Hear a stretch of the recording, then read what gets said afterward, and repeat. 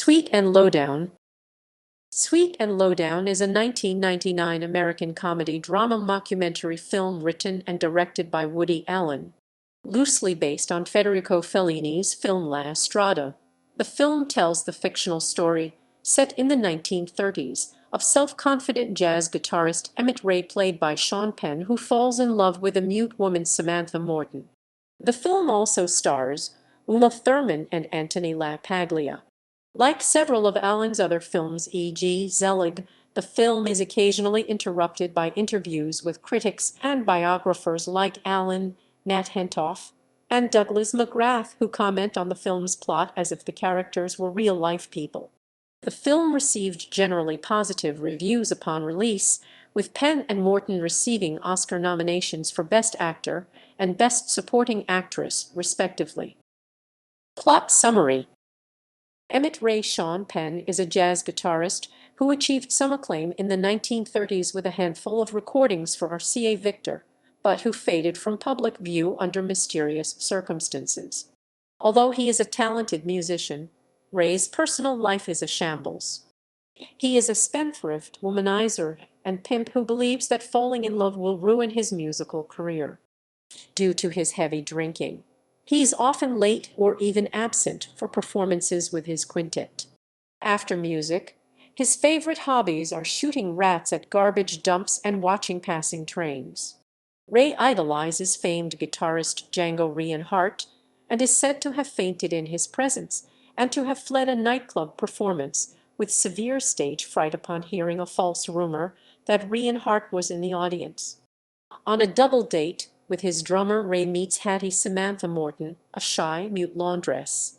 After overcoming some initial frustration due to the difficulties of communication, Ray and Hattie form an affectionate and close relationship. She accompanies him on a cross-country trip to Hollywood, where he plays in a short film. Hattie is spotted by a director and enjoys a brief screen career. However, Ray is convinced that a musician of his stature should never settle down with one woman. On a whim, Ray marries socialite Blanche Williams Uma Thurman. However, Blanche sees Ray mainly as a colorful example of lower-class life and a source of inspiration for her literary writings. She reports that Ray is tormented by nightmares and shouts out Hattie's name in his sleep. When Blanche cheats with mobster El Torrio Anthony LaPaglia, he assumes that she will take him back, but discovers that she is happily married and raising a family. Afterwards, on a date with a new woman, a despondent Ray plays a melody that Hattie adored and then smashes his guitar and forlornly repeats the phrase "I made a mistake" as his date leaves him. Woody Allen and the rest of the documentary experts remarked that Ray's final compositions were legendary, finally reaching the quality of Reinhardt's. Cast. Production. Hot off his 1969 directing debut Take the Money and Run, Allen signed a contract to direct a series of films with United Artists. Told to write what you want to write, Allen, a clarinetist and avid jazz enthusiast, wrote The Jazz Baby, a dramatic screenplay about a jazz musician set in the 1930s. Allen said later that the United Artists executives were stunned because they had expected a comedy. They were very worried and told me, "We realize that we signed a contract with you and you can do anything you want. But we want to tell you that we really don't like this." Allen went along with United Artists, writing and directing Bananas instead. In 1995, he dismissed The Jazz Baby as having been probably too ambitious. In 1998, Allen returned to the project, rewriting the script and dubbing it Sweet and Lowdown. In the role of Emmet Ray, a jazz guitarist whom Allen had originally planned to play himself. In regard to working with Sean Penn, who had a reputation for being difficult to work with, Allen later said, "I had no problem with him whatsoever. He gave it his all and took direction and made contributions himself. A tremendous actor." Sweet and Lowdown was nominated for Academy Awards for Best Actor.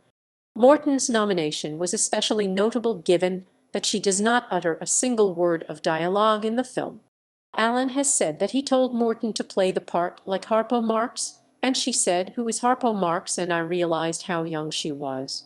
Then I told her about him and she went back and saw the films. In addition to her Oscar nomination, Morton's performance was met with critical acclaim, with Salon.com critic Stephanie Zacherk saying that she quietly explodes the film. Her performance is like nothing I've seen in recent years. Sweet and Lowdown was filmed entirely in New York and New Jersey but set in the Chicago area and California. The film was the first of Allen's that was edited by Alyssa Lipselter, who has edited all of Allen's films since. Lipselter succeeded Susan E. Morse, who edited Allen's films for the previous 20 years. It was the first of 3 films where Allen collaborated with Chinese cinematographer Zhao Fei.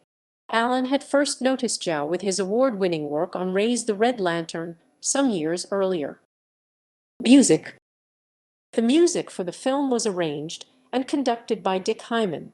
All of the guitar solos are played by guitarist Howard Alden. Alden also coached Sean Penn on playing the guitar for his role in the film. Additional rhythm guitarists were Bucky Pete Sarley and James Kyerlo. Kyerlo played rhythm guitar on the Sweet Georgia Brown track where the crescent moon cable breaks while Sean Penn is riding it. Pete Sarley did all other rhythm tracks. Soundtrack. Reception. Sweet and Lowdown received generally positive reviews. It currently holds a 77% fresh rating on Rotten Tomatoes from 61 reviews, with the consensus critics praise Woody Allen's Sweet and Lowdown for its charming, light-hearted comedy and quality acting. The film carries a 70 on Metacritic, indicating generally favorable reviews.